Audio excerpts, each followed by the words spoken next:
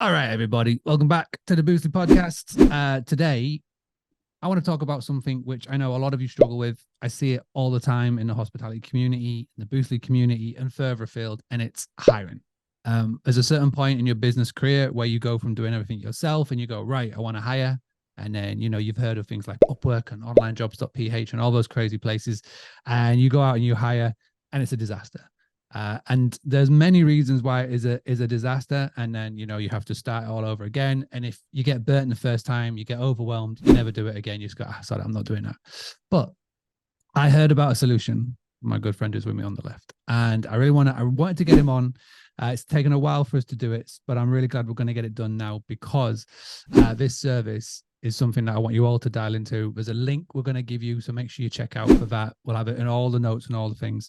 But without further, Michael Sjogren, thank you very much for coming back. I believe this is the hat trick, the third appearance on the podcast. So get the hat trick ball next time I see you. So thank you for coming Yeah, back. absolutely. Absolutely. Yeah. Thanks for having me. So by now, everybody knows who you are, the story, the journey, etc. But can you just sort of let's wound it back to the day that you realized that this service that you're offering now and what we're talking about now, what made you like get that light bulb moment of actually, I think I can do something with this? Yeah. It comes back to like why I started from the beginning. I mentioned it and I'll keep it short, but like I talked about it in Nashville last year. I was like, I didn't get into this business because I loved hosting and all that stuff. And, that's great if you're into it. I got into it as a business opportunity because my kid was sick and I wanted to create a business that didn't rely on me, like something that I could build that eventually I could build a team and I wouldn't have to trade time for money. And when I got around 8 properties, that's when I really started to notice like my tech was dialed in, my systems were dialed in. I had a lot of AI and automation, but at the 8 property mark, I couldn't step away and I kept getting sucked back in. And I was like, man, I'm spending way too much time like in the weeds. And like a lot of people, I went to Upwork, I went to onlinejobs.ph, I went to a lot of different services and, found somebody, they seemed good, brought them on. And the thing that I hear the most and I resonate with is like, I feel like they just ask me questions all day. It's like I should just do it myself, right? And I learned a lot. I went through 4 VAs before I eventually found Mark and ended up scaling my team from there. And now we have like six VAs. But the reality was, it like you said, it was a multitude of factors. The first one was I had no set criteria for what I was even looking for. It was just like somebody with a pulse that was somewhat responsible that could could help me. So I really had to get clear about what I wanted from this person. And the biggest recommendation I can make for people is to do a 2 week time study.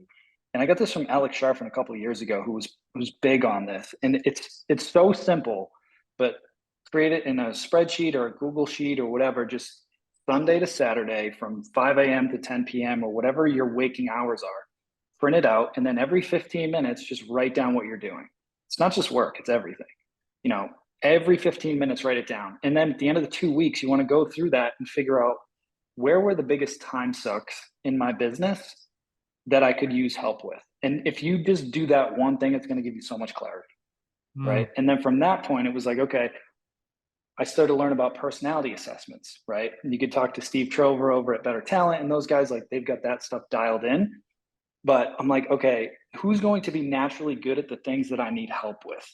Because somebody can suck it up and do it for a while, but if they're not going to enjoy it and they're not going to want to stay long term, what's the point? I'm gonna have to go through this all over again, right? So really getting the right butts in the right seats, and then from that point, it's like, okay, now I've got the right person. They have the right skill sets, or at least the right personality type for those skill sets.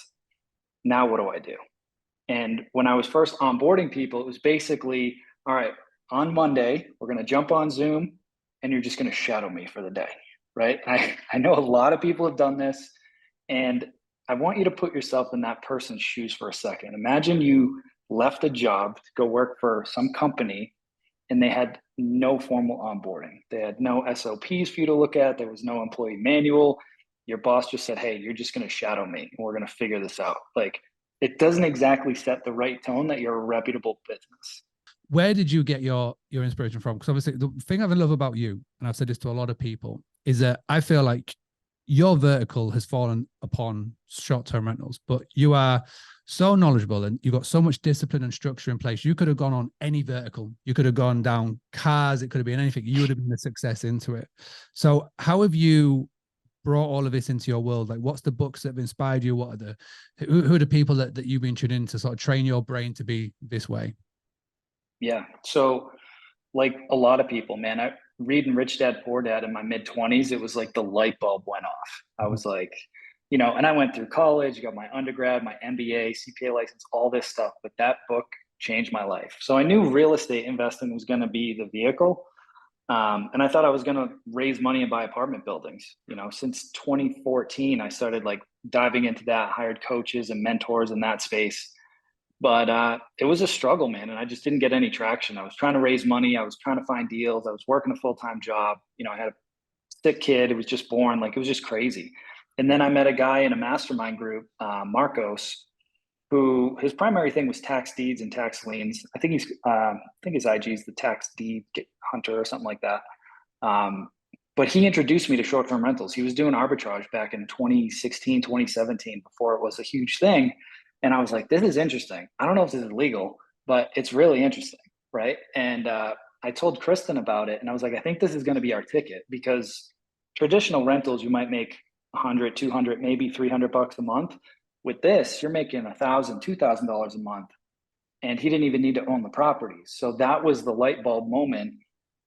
And then I ran into guys like Eric Moeller, Jay Massey, a lot of these guys that had just started getting into it, scaling it up. And I was like, okay, so like this is a viable thing. And so I just devoured as much information as I could. I went through different programs. I went through Eric stuff. I went through Jay stuff. I went through Marcos' stuff. And that was it, man. Like, that was the spark. And I started to get a little bit of success. And then a lot of my focus shifted to the stuff that you talked about. I read, looking at my bookshelf, I went through the E-Myth and then Traction, just like you talked about. And then I went through all Mike Michalowicz's stuff, like devoured all of that. And my goal from the beginning was to work no more than 4 hours a week on the business. I'm like, if I'm going for time freedom, that has to be my guiding light. So how do I do that? And it was just getting around people like that and reading books like that, listening to podcasts. And, Alex Sharfin was a great one. I was in his mastermind for a year. I hired a traction coach through EOS to help me get that system set up. Like, I've always been a fan of education. Like, I reinvest a lot into like coaches, mentorships, everything, because it's just a cheat code. It's like, if I'm trying to get this result and somebody already else has, like, I'm happy to pay them for that, fast lane. So just walk us through exactly what this all means, how you go about working, and how the process looks, and why should a short-term rental host decide to book a call? Yeah, I mean, at the beginning, it was just folks that were in our mastermind program. I was teaching them how to go out and recruit people.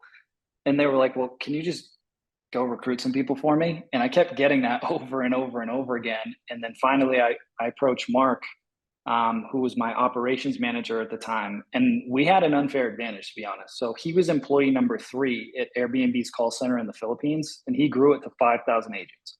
So he built a call center over there. So he knows everybody that's working over there. So he just goes and cherry picks people that used to work for him and just offers them a new opportunity.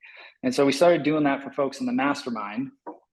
And then through different speaking engagements and conferences and everything else, people kept asking me like, hey, can you just recruit VAs for us? And I was like, well, it's only for the mastermind people. I kind of do it as like a favor for them and whatever. And it just kept coming up and coming up and coming up. And so finally we just said, all right, well, let's just put something together, whether they're with us or not, that we can at least help them. Because the true honest truth is, if you don't build a good team, you will never have time freedom. You just won't. As good as your systems are, you will always have that anxiety in the back of your head that you can't shut this thing off. You just can't. You can't shut your phone off. So the team is what really gives it to you. And so what we started doing was just offering the recruiting. And then what we found is, okay, we could give you the best candidate, but if you don't have the right systems, you don't have the right cadence, you don't have the right meeting structure, all of that, it's not going to work. So we packaged it all together. So we'll recruit people for you. We'll help you build out your systems. I give you my entire SOP playbook if you have nothing to use for now, and then we'll help you build yours. while we go recruit people for you. And then we integrate them into your business. And Mark no longer runs my portfolio. He does this full time, and he manages all the VAs on the back end and gives them continuous support. So it's worked out pretty well, man. And people are grateful because, you know, as you scale, you build that traction. You're not afraid to get deals now. You're growing, but it's like, how the hell do you step out of the day-to-day and just focus on the things that you want to focus on? And it's through building a good team. Having a blast, gonna get it on the Bruce Lee podcast. Bruce Lee like Bruce Lee, cause it's so hard and the T is loose leaf. Making up those rhymes, don't write it, just do it loosely.